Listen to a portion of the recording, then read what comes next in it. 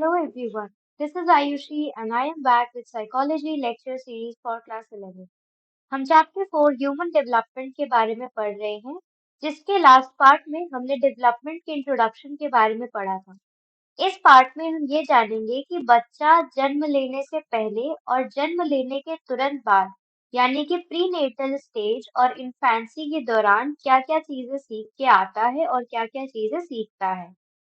तो first of all हम ये जानेंगे कि प्रीनेटल स्टेज होता क्या है। प्रीनेटल स्टेज का मतलब होता है कि जब से बच्चा अपनी माँ के गर्भ में रहता है, तब से लेकर उसके जन्म तक का जो समय होता है, उसको हम कहते हैं प्रीनेटल स्टेज। ये अक्सर कर 40 हफ्तों का होता है, यानी 9 महीनों का। ये कहा जाता है कि बच्चे अपनी माँ के गर्भ से ही अपने जीन्स लेते हैं और उसी के द्वारा उनका विकास होता है।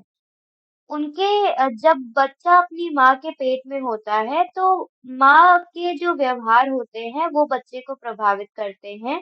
जैसे माँ की क्या उम्र है, माँ का क्या खान-पान है, माँ के क्या इमोशंस हैं, माँ को कोई बीमारी तो नहीं है जिसकी वजह से बच्चे का विकास रुक सकता है या प्रभावित हो सकता है।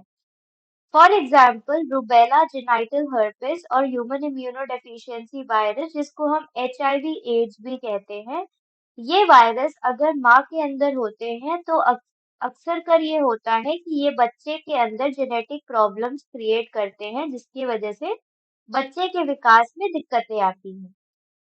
प्रीनेटल डेवलपमेंट यानी कि जब गर्भ में जो विकास होता है उसमें एक और खतरा होता है जो होता है टेराटोजन से। टेराटोजेंस वो होते हैं जो पर्यावरण के एजेंट्स होते हैं जिसकी वजह से विकास प्रभावित होता है और बच्चे को बहुत दिक्कत हो सकती है, यहाँ तक कि उसकी डेथ भी हो सकती है।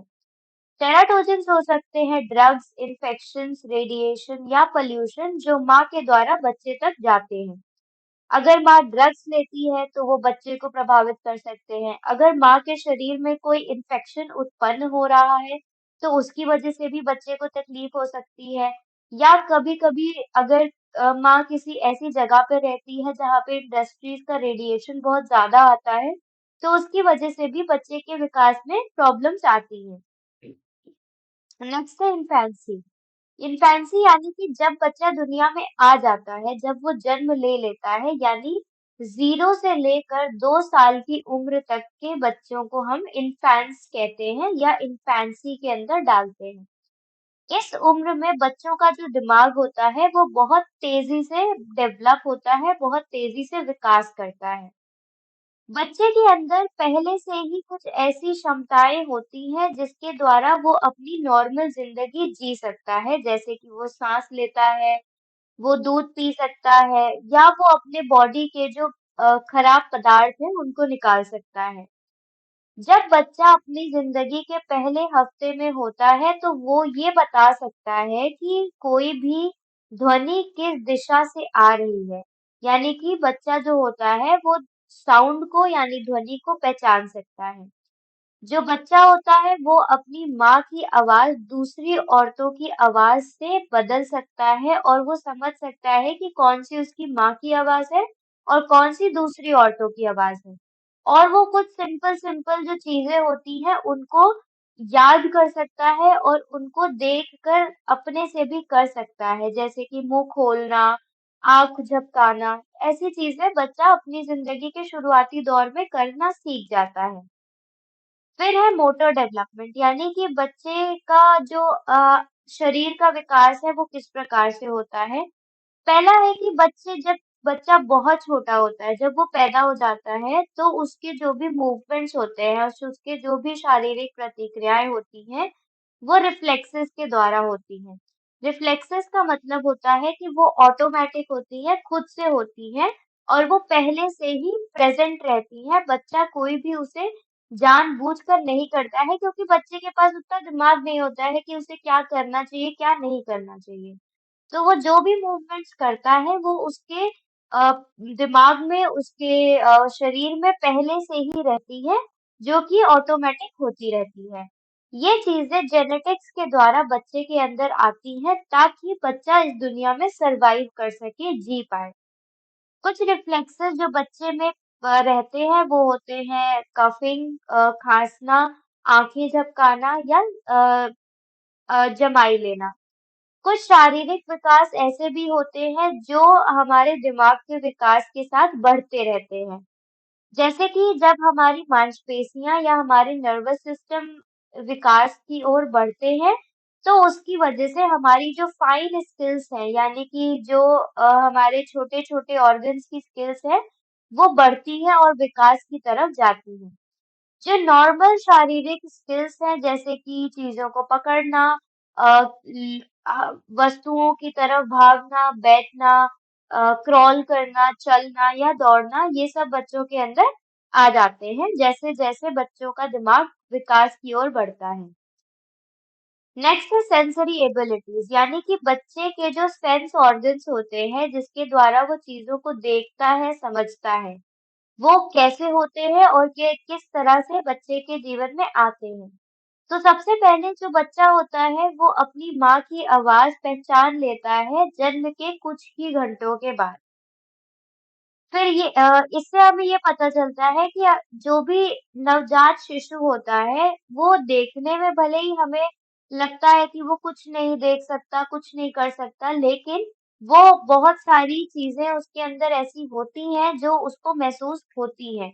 वो उसको फील कर सकता है। जो भी नवजात शिशु होता है, वो ऐसे चेहरे देखना चाहता है जिनको वो देखता रहता है और कोई नया चेहरा नहीं देखना पसंद करता। नए बच्चे की जो विज़न होता है, उसकी जो देखने की शक्ति होती है, वो बड़े लोगों से थोड़ी कम होती है और जब बच्चा 6 महीने का हो जाता है, तो उसकी जो विज़न होती है, वो धीरे-धीरे बढ़ती रहती है और पहले साल तक उसकी जो देखने की शक्ति होती है, वो एक बड़े इंसान के बराबर हो जाती है, यानी कि 20/20 की शक्ति उसकी आँखों में आ जाती है। अभी तक ये माना जाता है कि जो नवजात शिशु होता है, वो लाल और सफेद रंगों के बीच में भेद कर सकता है, लेकिन जब बच्चा पैदा होता है, तो अक्सर उसको कलर्स का भेद नहीं होता है, वो कलर्स के बारे में नहीं जानता है और वो कलर के बारे में जानना 3 महीने के बाद से समझने लगता है। बच्चा जो होता है वो चीज़ों को सुन सकता है, जैसे हमने बताया कि वो अपनी माँ की आवाज़ को पहचान जाता है। वो महसूस भी कर सकता है और उसको दर्द भी होता है। बच्चा चीज़ों को सूंघ भी सकता है और उसको टेस्ट भी कर सकता है। यानी कि ये सारी सेंसरी एबिलिटीज़ बच्चे के अंदर जन्म से ही होती हैं। नेक्स्ट है कॉग्निटिव डेवलपमेंट, यानी कि उसके दिमाग का विकास किस प्रकार से होता है। जीन पियाजे नाम के साइकोलॉजिस्ट ने बच्चों के कॉग्निटिव डेवलपमेंट को बहुत महत्वपूर्ण स्थान दिया था, उसके ऊपर बहुत रिसर्च की थी। उन्होंने अपने खुद के 3 बच्चों के ऊपर ये रिसर्च की थी, जिनसे उन्होंने कॉग्निटिव डेवलपमेंट की थ्योरी निकाली थी। इनका कहना है कि बच्चे जो होते हैं वो अपनी दुनिया को खुद से बनाते हैं, कंस्ट्रक्ट करते हैं। जैसे-जैसे बच्चे बड़े होते हैं, उनको वातावरण से नई-नई चीज़ें, नई-नई जानकारियाँ मिलती रहती हैं, जिसके द्वारा वो अपने विचार उन जानकारियों में ढालना चाहते हैं। बच्चों को नए-नए आइडियाज़ मिलते रहते हैं। फिर उन्होंने ये कहा था कि अ, जब बच्चा 0 से 2 साल की उम्र में होता है, तो वो अपने सेंस ऑर्गन्स के द्वारा दुनिया को देखता है। जैसे कि हमने लास्ट में पढ़ा था कि बच्चों के पास बहुत सारी सेंसरी एबिलिटीज़ होती हैं। इसी तरह पियाजे ने कहा था कि बच्चे अपने सेंसेस के द्वारा दुनिया को देखते हैं।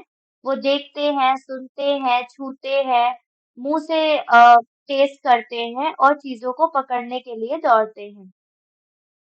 जो नया बच्चा जो नवजात शिशु होता है, वो वर्तमान में रहता है और उसको ये लगता है कि जो भी चीज़ उसके सामने है, वो रियलिटी है और जो उसके सामने नहीं है, वो कहीं उसका अस्तित्व नहीं है। इसका एक फेमस फ्रेज़ है, out of site is out of mind, यानी कि जो चीज़ आपके सामने नहीं है, वो आपके दिमाग में भी नहीं हो सकती है। पियाजे कहते हैं कि इस समय जो बच्चे होते हैं, वो जो देखते हैं उसी को सच मानते हैं। इसीलिए दे लैक ऑब्जेक्ट परमानेंस, यानी कि उनको नहीं पता होता है कि कोई वस्तु इस दुनिया में परमानेंट है। वो जब तक उनको दिख रही है, वो प्रेज़ेंट है और जब नहीं दिख रही है, तो वो नहीं प्रेज़ेंट है। धीरे धीरे 8 महीने की उम्र के बाद बच्चे को ये लगने लगता है कि जो भी वस्तु होती है वो प्रेजेंट होती है जबकि वो नहीं देख पाता है तब भी। बच्चा वर्बल कम्युनिकेशन करने की कोशिश करता है, उसकी वर्बल कम्युनिकेशंस बैबलिंग के द्वारा होती है। बैबलिंग यानी बै बै जब बच्चा बचपन में करता है। ये 3 से 6 महीने की उम्र तक बच्चा बैबलिंग करता है। नेक्स्ट है सोशियो इमोशनल डेवलपमेंट।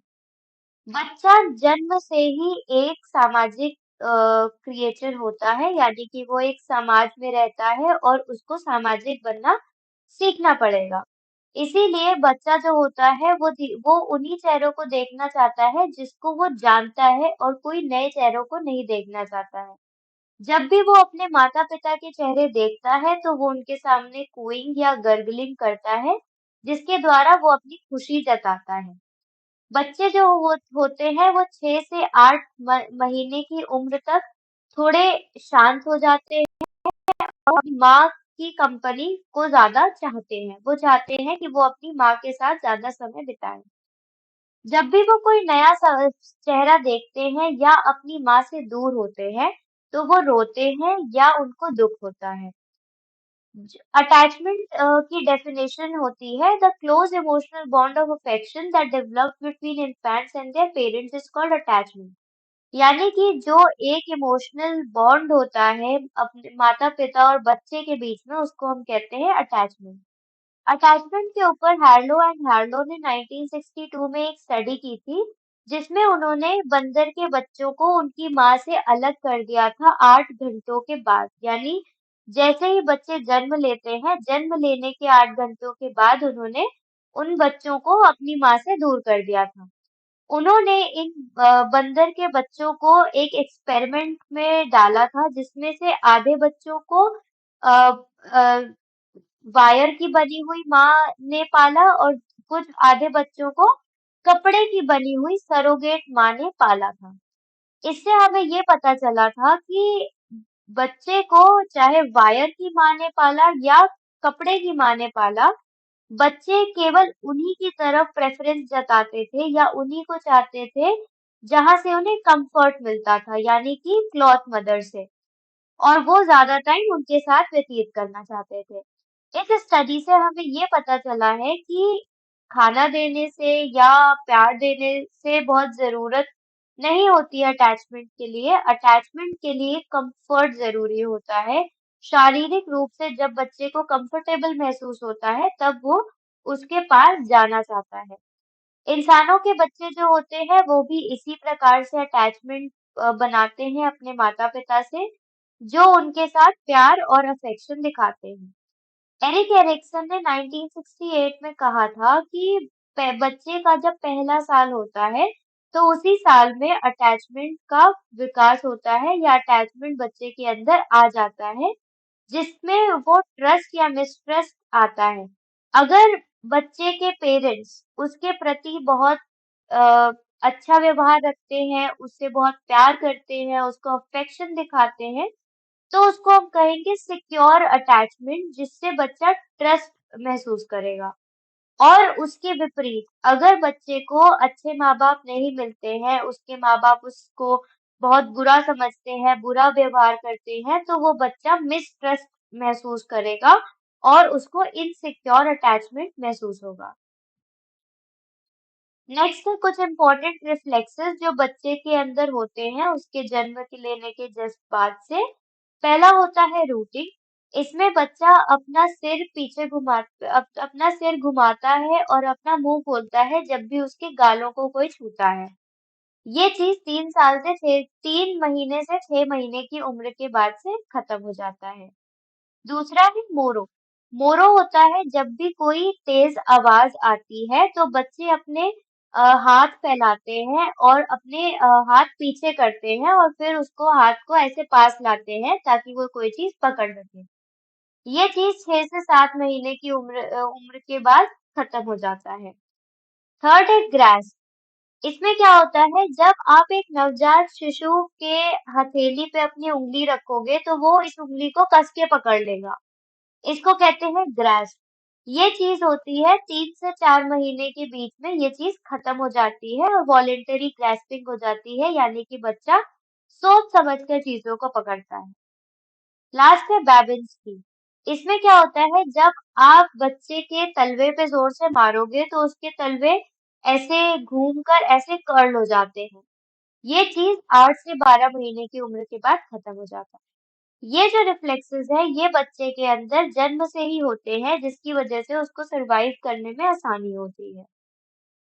नेक्स्ट है पियाजे stages of cognitive development. Jean पियाजे ने बोला था कि उम्र के हिसाब से बच्चों का जो दिमाग का विकास होता है वो अलग होता है। सबसे पहला होता है सेंसरी मोटर। ये 0 से 2 वर्ष की उम्र के बच्चों के में होता है। इसमें बच्चा अपने सेंसेस के द्वारा दुनिया को देखता है, जैसे कि हमने लास्ट स्लाइड्स में पढ़ा था। नेक्स्ट है प्री ऑपरेशनल। ये 2 साल से 7 साल की उम्र तक रहता है। इसमें बच्चे के अंदर कुछ विचार आ जाते हैं, ऑब्जेक्ट परमानेंस आ जाता है, यानी कि बच्चे को लगता है कि कोई चीज अगर वो नहीं देख रहा है तब भी वो प्रेजेंट है, एग्जिस्ट करती है। लेकिन अभी भी बच्चा अलग-अलग वस्तुओं के बारे में, उसकी फिजिकल चीजों के बारे में समझने में नाकामयाब रहता है। यानी कि अगर आप एक बच्चे से बोलोगे कि एक बॉल है और एक लाइन है और एक सर्कल है, और आप पूछोगे कि इन दोनों में से कौन सा बड़ा है, तो प्री ऑपरेशनल स्टेज का जो बच्चा होगा वो ये नहीं समझ पाएगा कि अगर उसी लाइन को मोड़ देंगे तो वो सर्कल बन जाएगा। वो कहेगा ये दोनों अलग-अलग चीजें हैं, इसीलिए इसका सिमिलर साइज नहीं बताया जा सकता। फिर आता है कॉन्क्रीट ऑपरेशनल स्टेज। ये स्टेज होता है 7 साल से 11 साल के बच्चों के बीच में, 11 साल तक के बच्चों में। इस समय जो बच्चा होता है वो चीजों के बारे में समझने लगता है और वो रिवर्सिबल मेंटल ऑपरेशन सीख जाता है। यानी कि अगर आप कॉन्क्रीट ऑपरेशनल स्टेज के बच्चे को बोलोगे कि एक लाइन है और एक सर्कल है, इन दोनों में से कौन सा बड़ा है, तो कॉन्क्रीट ऑपरेशनल वाली स्टेज का बच्चा ये समझ पाएगा कि उस लाइन को आप उस सर्कल में बना सकते हो। लास्ट आता है फॉर्मल ऑपरेशनल स्टेज, जो 11 साल से 15 साल तक के बच्चों में होता है। इसमें बच्चे लॉजिक ज्यादा लगा सकते हैं और उनकी जो विचारधारा होती है वो और बेहतर हो जाती है। इस टॉपिक से रिलेटेड अगर आपको कोई भी डाउट्स या क्वेरीज हैं तो आप अपने क्वेश्चंस कमेंट सेक्शन में पूछ सकते हैं।